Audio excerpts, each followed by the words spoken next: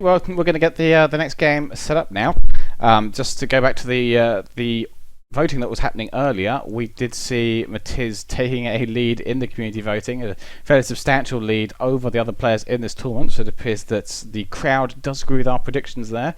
Follow-up place would have been Cassell, who seems to be the second favourite. In next round, Matiz earlier today having an obnoxiously long match of not earlier today, but earlier this week of 108 minutes against Tar. I've been in those before. Yeah, in one of his practice games on the Reef, 108-minute long game. It will be interesting to see whether or not we are going onto the Reef now, and whether or not we get anything anywhere near that long again. Well, do you think it's going to be 100 minutes or 108? Excuse me. Monkey Soldier now down one match. Andreas G just kind of on point. Do you think we're going to see the hour-and-a-half long match, Quitch? I would say that we are not going to see the hour. I hope we are. I think, based on that performance, that Monkey Soldier did extremely well in the qualifiers. Very good, but it does appear that Andreas G just has a better grasp of it, and I don't think that the Reef is going to favour Monkey Soldier. The actual fact they could both play rather similarly, I think, and we'd see a similar outcome. But there is good naval opportunities on this map. You can survive in the water alone, even if you lose the land, and indeed holding the water area gives you slightly less metal, but can give you for a stronger position. Definitely. Well, it looks like everything's going to just be kind of checked up, readied up, and we will see how that goes. Who do you think is going to win this one, though, Quitch? Let's get the predictions from quite literally the master of predictions. You're right 52% of the time. You're wrong 48% of the time. I would put my prediction on Andreas G. I think he still, based on the last game, I think he has the skills to take this. Skill-wise, I do agree. The problem is I'm going to A, root for the underdog just to spite you, and B, I'm going to root for Monkey Soldier because, I mean, that BMGG from the beginning there. I mean, I'm sorry, I'm a big man of manners, and that early GG is just so rude. Now, there you go. See if karmic justice wins out. Justice! Or if the predictions of a true master of the game prove to be true. And I think we all know which is going to be. It's going to be me. Okay, well, I believe, and I know you could be wrong. So, looks like we have gotten onto the Reef here. Looks like, well, it's everything that a player could hope for. You've got the mobility for just about every option here. I know there is one other map that I've seen before that quite literally gives you every opportunity to do everything else. I forget the name. It really stinks because it's such a good and creative map. But the players are spawning in here now, spawning in on the southern side of the planet. We do have the player who is down one match, needs to win this one and then take it to a tiebreaker match. It is Monkey Soldier. And spawning over from the other side, we see Andreas G already 1-0 up in this confrontation, and both players going for a bot opening. No big surprises here. I expect to see a lot of bots early on in the Reef. While the land itself is quite narrow, and there is a lot of opportunities to come up from the sea and raid the hell out of your opponent. This map is quite a bit bigger than it looks. I was going to say, it looks like this just map in general. I mean, it just... it looks like it's... Sorry, I'm just kind of thinking. It looks like we're going to have a lot of probably bots, air, and naval. I don't really see tanks being of great efficiency just because you have that giant pond in the middle of the map, which will, effectively just guarantee that no bolos shall pass from that point on if a player decides to go for it. Of course, in the game of ifs, anything can happen, but it looks like these two players are going to play it smart. Going to go for the bots with the air complements. I would like to see naval. As you had mentioned, just, you can fall back into the sea if you need to and still get ahead if you are smart about your decision making, though. I really want to see both players be smart in this match. Monkey Soldier definitely needs to make the right choices, and Andreas G just kind of needs to play it safe, play it securely, and just make sure that he secures this easy 2-0. Well, Monkey Soldier apparently hearing you and deciding, screw you, Ghost, I know what's best. He has got some vehicle factories now queued up. But I would have agreed with you. I would say we would not see vehicles. It would be all bots with some supportive air, because docks formations... Perhaps he's intended to support his docks formations with some spinners, but generally I think Hummingbird's going to be better for that. And usually you'll see a minimal naval presence, a little light presence in the water, and whoever starts to lose the land will then try and transition into the sea to win from there. But Monkey Soldier starts starting to take a bit of an economic lead on this one this time. So a nice change from last game. But already Doc's forces coming in from Andreas G, and Fabat out of position, waiting to get caught. Let's see if they find it. Well, fun little fact for those of you that might be starting new in this game, the trees are actually confirmed made out of pure metal, so if the dogs decide to start shooting each other in the forest, you will see some of the shots actually get blocked off by the trees, but it looks like Monkey Soldier having a nice clean. The Fabricator lost a little bit of health, but he is still staying strong, and he will finish this metal extractor very easily.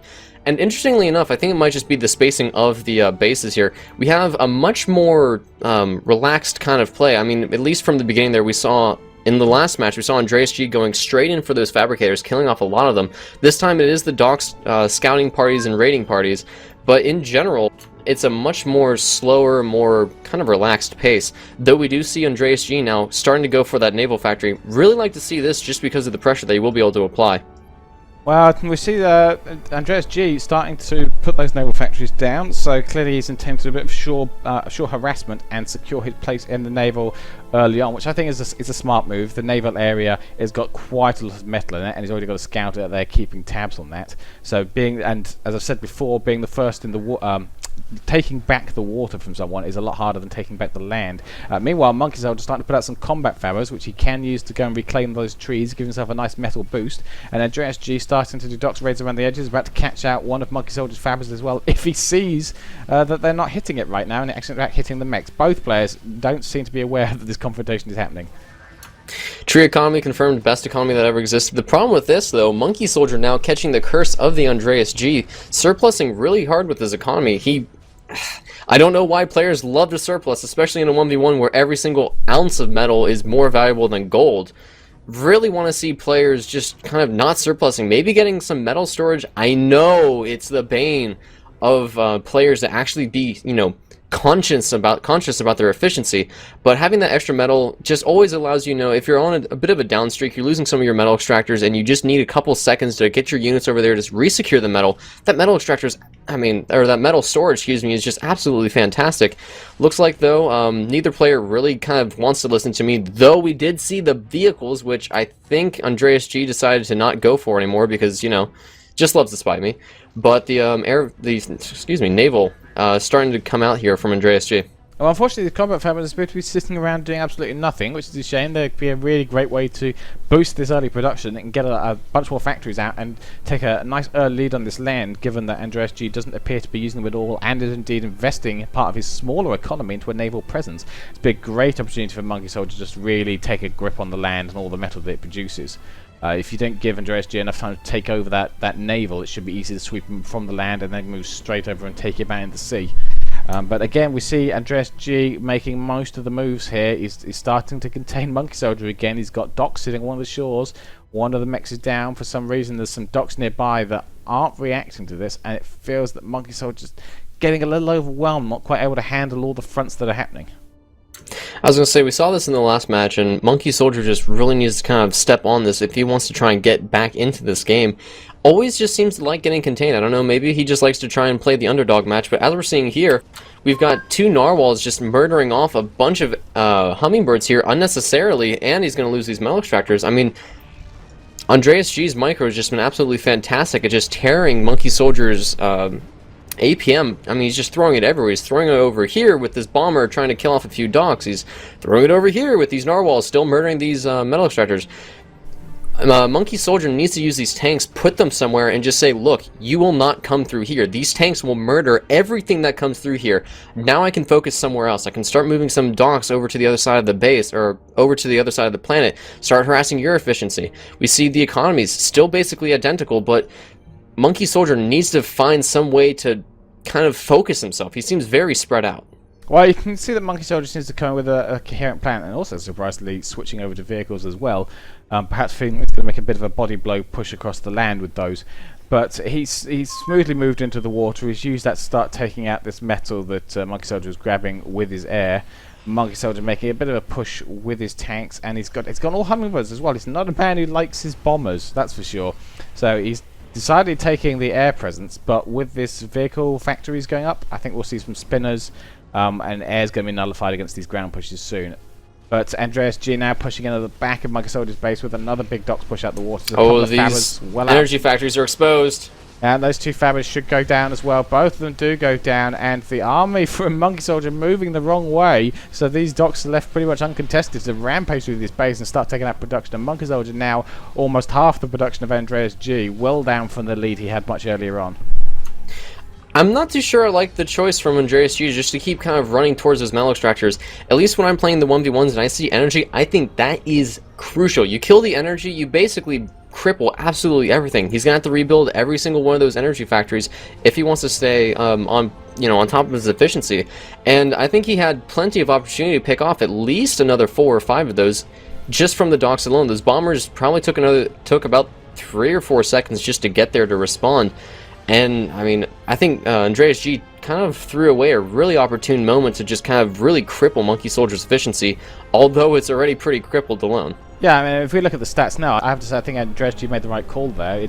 It's metal that Monkey Soldier is tanking and energy that he's floating. So he certainly seems to have been more exposed on the metal front. So I think Tug, and again, my experience is that while energy is great to take out, most players tend to float it. And it's a lot harder to hurt their eco through energy than it can be to do through metal. Plus metal, less health, and that way he's running away from the forces that were chasing him as well. He got the 2 Fabbers, moved around and started taking out the metal, and I think that was a sensible move. I wish that Monkey Soldier had been using these combat Fabbers earlier. He's built them and they just really haven't been doing anything, and that would have been a great way to boost his eco. And only now are they starting to grab the trees, but unfortunately because of all the battles that have been going on, half of that forest is now burning down and he's lost a lot of potential metal there. Really big air army out of Monkey Soldier here. Looks like he's got 2 bombers and a couple hummingbirds just to kind of clean. Oh, that was a really good connection.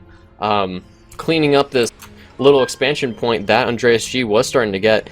It's a small victory, and that's kind of what he needs to do. He needs to start taking these little engagements to really win him the match here.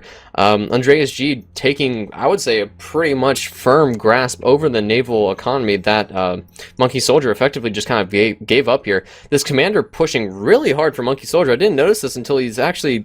I was looking for the metal extractors in the pond here. This commander, I mean, really out of position. There really isn't much, of course, that can get him because docks obviously don't shoot underwater. But if Andreas G just decides to throw a couple air fabricators over there, build some torpedo launchers, and just torpedo creep towards those metal extractors, Monkey Soldier has to back off. He can't really move in to try and stop that. Well, Monkey Soldier, his combat fab is sort of keeping him in the game at this point. I mean, we look at the mobile count, look at the factory count, not that different. The eco gap was quite big, but the combat fab is giving him the production he needs to get enough troops out there. I'd like to see him doing something more with that commander. I mean, a couple of torpedo launches, and he can just secure that entire lake for himself. Unfortunately, a poor engagement by his docks there on that Grenadier force, and there was something we saw in the last game as well. Not microing those docks to dodge the Grenadier shots, even though docks themselves are a natural counter to Grenadiers. Do a little dock split, wiggle the docks a bit, and you can take down all those Grenadiers. And unfortunately, Monkey Soldier's not doing that. Really big army here for Andreas G, though. I think Andreas getting a little bit salty about the fact that Monkey Soldier's definitely stayed a lot longer than I think Andreas was expecting here. This combat fabric, oh, please move the dog. Have some faith, man. Move the dog. No, he's gonna get killed off by the Grenadiers, and rest in peace, our 4-legged friend from the robotics division. These tanks, though, are going to get absolutely murdered and steamrolled by the Grenadiers' docks. Spinners in general... Oh, but the mines. The revenge mines, though, doing big damage, cleaning up quite a bit of that army, though. These tanks, I feel like if he actually had some radar to scout this, he would see that he could easily take a fair fight and just clump his units and kind of start pushing the other way towards Andreas G's base. But it looks like he's still really cautious about this. Well, once again, Andreas G hitting Monkey Soldier in 2 directions at once. Really nice attack there. While he was moving his mine tank force in, some docks coming around the back there, picking up a Fabber, picking up 3 metal extractors. Andreas G has been really good with his timing. So just like on Rock, we see the same thing on the Reef. He never attacks from one direction at any one time. He's always attacking from multiple directions. And Monkey Soldier having to split his forces up, and again being forced to take a really defensive stance. And Andreas G slowly tightening the noose here. He's got orcas closing in on the shore, bombarding that land army. Unfortunately, he's just a little too close, and so, yeah, he's got to find a way to break out. He needs to make a more aggressive. He needs to go and take some aggressive ownership of something somewhere. But unfortunately, he's allowing Andreas G to take both the sea and the land. And at this point, his grip on the sea is very tight indeed. Looks like at this point, I think it's safe to say that Andreas G once again does have Monkey Soldier in a bit of a soft contain. These bombers are going to start flying around, probably kill off this bot army that is of Andreas G's, but I think the second that Andreas G realizes that he does have complete control of the naval and starts some tier 2 naval, excuse me, I think that's probably where we're going to start seeing some Leviathans come out, because at that point you've got mobile Hulkins in the water, and those suckers do not play around. They will absolutely destroy at least half this base before Andreas G even has to really start sending in some units and risking confrontations. I mean, these Orcas alone securing very good spots here for Andreas G just kind of walk into a safe spot, and once again, he's got these units here that can quite literally just push in if they want to. They don't have to, but the problem is Monkey Soldier can't move out because he'll lose even more if he does. Now, it's some very nice play by Andreas G. They're using the ships to discourage Monkey Soldier from responding to this attack. It literally is covered by the Navy that he's got sitting just off the shore, and Monkey Soldier didn't seem sure how to react there. You saw his forces, and indeed a good chunk of his forces still sitting around the base because he's so worried about attacks going from any direction. He needs to get better radar out there. He needs to get better intel, because he's jumping his own shadow now. There is no forces coming from the back of his base, but he's leaving defensive troops there, even as Andreas G pushes him from the other two sides of his base. Well, the paranoia might eventually pay off. We do have another army here starting to move out towards the other side of the base, but really at this point I don't even think it matters. These units from JSG from the first couple confrontations starting to do it, and oh, would you look at that? He killed off a couple of the energy factories, and look what he's a little kind of negative in. Looks like the energy factories do... Oh wait, no, he's positive. Well, but it looks like there's tons of damage, and he's only at 67%, so whatever. Tons of damage! Yeah, tons of... Oh, but this commander, you need to chill out over there, bruh. He's gonna die. Yeah, and I think Monkey Soldier there is making a last desperate push. They had no hope. And if we look at the factory count, was, just before we lost a couple there, it was 16 to 18. Very, very similar. It's just, look, in every confrontation, Andreas G was coming out so much better. He was using his troops better. He was pushing for different directions. He was scoring economy wins, where Monkey Soldier was unfortunately just losing troops. I mean, just looking over the Chroma Cam for a quick second, I really don't think that there was much that Andreas G did wrong. The thing was, Monkey Soldier just A, never had vision, B, was never scouting, and just C, never looked into the naval. I mean, there was quite a few opportunities there where if Monkey Soldier just put down a radar, his bombers wouldn't have had to sit in the back line not expanding. There's another moment where the commander, in the middle of the pond there, could have put up a couple torpedoes, put up some anti-air, and then send his commander down to that rock face on the eastern side of the map with the 4 or 5 metal extractors just kind of sitting there. Send the commander down there, get some more economy. I mean, he had a lot of opportunities to just simply expand, but jumping at his own shadow, as you had mentioned, just killed him off completely. Well, I think we see Monkey Soldier making some of the same mistakes he made in the last game. He played a little better. He better protected his fabbers this time, but unfortunately, again, he was allowing Andreas G to dictate the play. Andreas G was the one who's making all the aggressive moves. All the raids happened in Monkey Soldier's base. If we look over at Andreas G's base, I'm not sure it's pretty much ever got attacked, really. He had such a great grasp. He had his Fireflies out there. He had such a good idea of what was going on the map, and he was ready for any sneaky fabber plays coming out of Monkey Soldier. Monkey Soldier, meanwhile, just took his troops and positioned them around the base in a defensive formation. It just, yeah, again, allowed Andreas G to pretty much take the map while trying to hold his base, and you really can't do that in Planetary Annihilation. You've got to get out there and fight for those resources. He needed more pushes like he did with his commander, and indeed, I think he pushed his commander into the wrong lake, the one with only 4 mechs in it, and he'd be much better off pushing into the larger sea and perhaps making some plays with his commander, and perhaps supported by the Air Force or his own naval presence to try and take some of that back from Andreas G. Definitely. I would have liked to... looking at the 1501 minute mark here, he did have tier 2. We didn't even look at that, but Slammers and tier 2 Fabricator are actually out for Andreas G, so he did start the tier 2. My laziness just didn't happen to see it. My apologies, but I was going to say, securing some form of tier 2 definitely would have been an easy way to kind of break the sort of turtle stance that Monkey Soldier had, so... I mean, Andreas G was just kind of firing at all pistons here, just, I would say, having a very clean match. Well, again, I think he's seeing his float there, and his best way to spend it, if you're floating that hard, it's time to move into tier 2. That's a nice expensive spend, get you some superior troops, and of course if you're winning the ground battle, best time to move into tier 2 because it can be risky to do so. But again, yeah, both games, Andreas G timed that transition into tier 2 really nicely, and I think I have to say there, yeah, for some very clean games from Andreas G. I was very happy with the way that he played, and he's looking like a pretty strong contender there.